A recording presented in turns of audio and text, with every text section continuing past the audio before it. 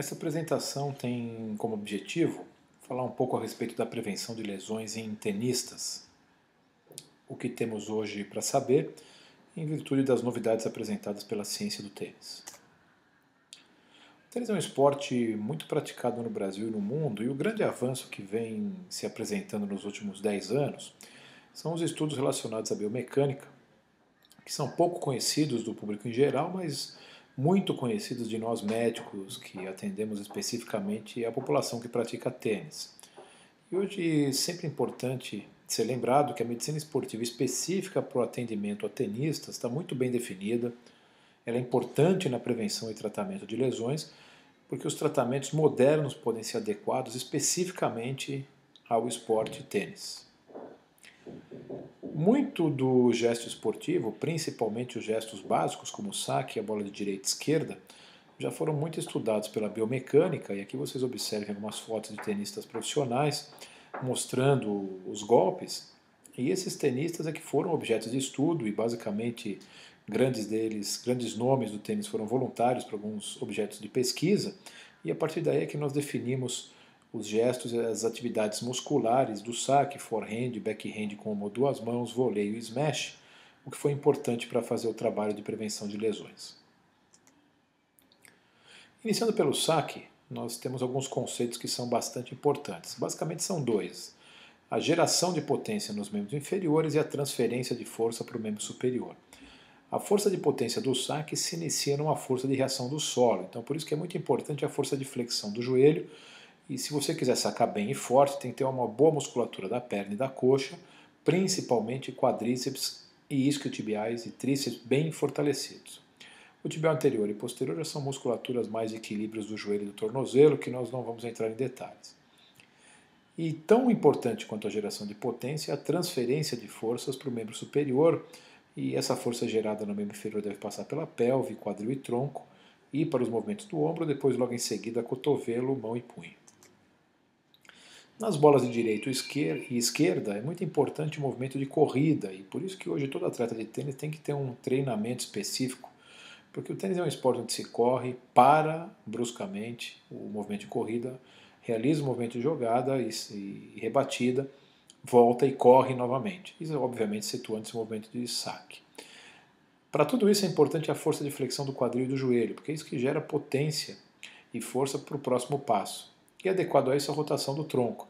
Por isso que é importante, e é uma condição muito frequente de observarmos, lembrar a rotação do tronco basicamente na base dele, na coluna lombar, e não é raro nós encontrarmos hoje tenistas com quadros de lombalgia, com dor lombar bastante importantes. Quanto maior for a rotação desse tronco, mais efetivo vai ser o golpe. E isso te previne, numa segunda oportunidade, a chance de sobrecarga dos membros superiores. As lesões de decorrência do saque são basicamente na coluna e no ombro, muito em detrimento do quadro muscular. A dor da coluna é bastante importante, mas alguns pacientes têm queixa de hérnia de disco. E é importante você observar isso numa fase precoce para poder tratar sem uma cirurgia. No ombro, as lesões mais frequentes são da região do manguito rotador, e algumas lesões mais raras são as lesões internas, conhecidas como lesão tipo SLAP, que é uma lesão do labrum, que é uma cartilagem que recobre o ombro. O pensamento póstero-superior, que na verdade é um tipo de dor na parte de trás do ombro, é bem frequente, principalmente em tenistas competitivos, e nem sempre é considerado uma lesão especificamente dizendo. No cotovelo, as lesões em detrimento do saque são as tendinites do lado interno, do lado medial, a epicondilite medial é mais frequente, e outras tendinopatias. Ainda em detrimento do saque, o atleta pode ter dor no tendão patelar, no punho ou até mesmo no tendão de Aquiles. E se você tem isso, você deve observar com muita cautela, porque essas lesões podem causar dores crônicas no tenista.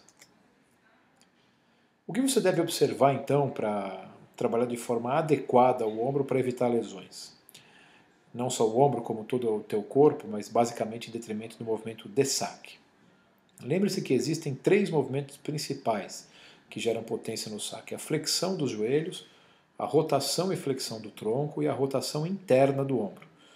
Para isso, todo atleta que pratica tênis tem que ter uma boa musculatura de tronco e abdômen e o ombro muito fortalecido, principalmente equilibrado em termos de rotação interna e externa. E a musculatura ao redor do ombro, principalmente a parte posterior da região chamada escápulo-torácica, deve estar bem equilibrada e bem fortalecida, senão o teu ombro na parte da frente vai ficar bastante sobrecarregado. Em detrimento dos tipos de saque, nós podemos trabalhar o tenista de várias formas. Aqui do lado esquerdo vocês observam uma foto do Federer preparando para o saque, observando que o apoio das pernas dele, dos dois pés, é um apoio aberto, enquanto o Davydenko tem um apoio mais fechado dos dois pés. São completamente diferentes as forças biomecânicas que agem para gerar potência nesses dois tipos de saque. E é por isso que temos que observar muito junto com o técnico e a equipe técnica quais são os tipos de golpe que o atleta desempenha para junto pensar numa prevenção de forma adequada. A flexão dos joelhos é um dos temas mais importantes do saque porque é ali que se gera potência. E só para vocês terem uma ideia, não tem como você proporcionar uma adequada rotação de tronco e uma inclinação adequada dos ombros se o teu joelho está trabalhando na fase de preparação de uma forma inadequada.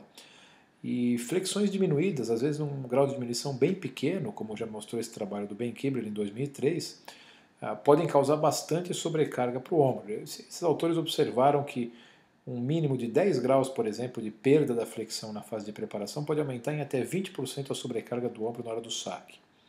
E além disso, você fletir os joelhos proporciona um ganho de altura e impulsão no saque, o que é extremamente importante, porque essas rotações são importantes para a potência e precisão do saque.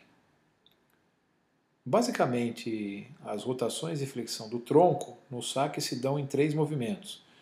Um primeiro movimento chamado movimento de salto mortal, semelhante ao salto mortal, que é a flexão do tronco para frente. Um outro movimento chamado de ombro sobre ombro, que é o movimento lateral de força do tronco. E o giro do tronco, propriamente dito, que é a rotação no seu plano axial da coluna.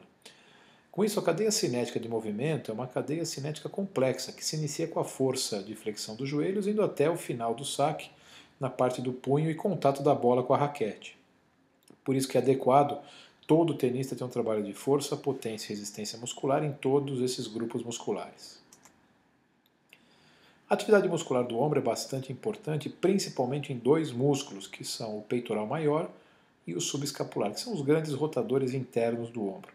Mas observe nesse gráfico que o terceiro músculo mais importante é o músculo chamado serrátil anterior, que depois da fase 2, que é a fase de armação do saque, até a fase de impacto e complemento, ele se situa sempre entre o segundo ou terceiro músculo em termos de força muscular máxima. Esse músculo é o músculo mais importante que equilibra a escápula, que é o osso da parte posterior do ombro, antigamente chamado de omoplata, e essa estabilização posterior é extremamente importante para gerar potência e estabilidade para o ombro, para que ele desempenhe a sua força de rotação interna. Lembre-se sempre disso, todo tenista tem que trabalhar muito bem a musculatura da região escápulo-torácica. A rotação interna de ombro é a grande atividade muscular do peitoral maior e do subescapular, desses 2 músculos, mas voltando a falar aqui sobre a estabilização da escápula, não tem como você ter um ombro saudável se essa musculatura da escápula não está forte o suficiente para prevenir lesões, porque as velocidades angulares são extremamente altas, podendo chegar até 7.000 graus por segundo num saque potente como esse que vocês estão vendo na foto do Andy Roddick. Nós desenvolvemos um trabalho bastante interessante com um perfil de força isocinética de atletas juvenis competitivos, justamente lembrando do conceito de discinesia escapular, que é o movimento anormal da escápula quando se realiza a elevação do ombro. Hoje faz parte do nosso protocolo de tratamento de ombro você trabalhar sempre a força muscular da escápula, principalmente nesses tipos que vocês estão vendo aqui, no tipo frontal, nos 2 planos, ou nos pacientes que têm escápula alada, que é a forma mais grave de discinesia escapular.